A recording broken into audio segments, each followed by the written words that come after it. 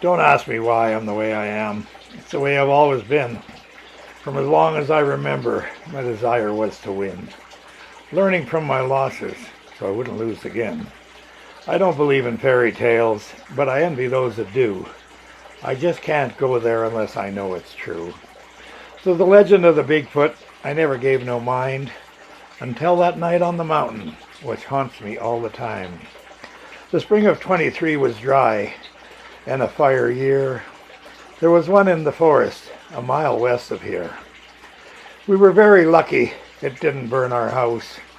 The only thing that saved us was the wind was from the south. Although the fire was a big one, Grizzly Bear Valley wasn't hit. The cliffs and the rivers put an end to it. The evening before the season opened, I dressed in the rabbit hutch.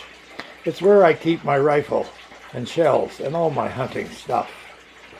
The setting sun was in my eyes as I headed west. The powdered ash, fallen trees put my whole body to the test. As I trudged on in the night, the stench of the fire was not near as bad as my rabbit hutch attire. Smelling like a tasty meal has always worked for me, and sneaking to my hunting spot, sometimes on hand and knee. The trail was steep and rocky. I made it not sure how, because the night was darker than the inside of a cow. I trained my eyes and senses, never using a light.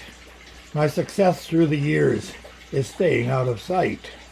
A smart old trophy has passed the ultimate test, surviving while always being hunted, never having time to rest. Success is worth the time and effort a person has to do, and worth every moment and enjoyed only by a few. The minutes felt like hours inching down the hill, being ever quiet as the night was eerie still. I always make an upwind circle to where I'm going to sit, so I can watch my path if something's following it. I found this simple trick a long time ago while tracking animals out in the snow. Crawling into my vantage point under an old pine tree, overlooking a meadow to the river as far as I could see. I'd hunted here before, my private hunting ground, and took a deep breath of the freshest air around.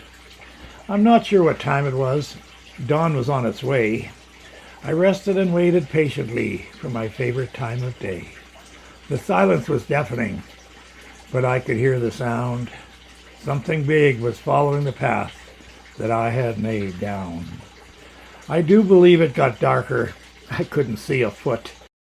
But by the sounds, this thing was huge and on 2 feet by every step it took. When it reached my circle I made directly in front of me, I clicked the safety off of my 300 Weatherby. My finger on the trigger, barrel pointing where it stood. What happened next I can't explain, even if I could. An overwhelming feeling of tranquility. The creature was communicating. It meant no harm to me. It slipped away in silence. I never heard it leave. Or was it my imagination of something I don't believe?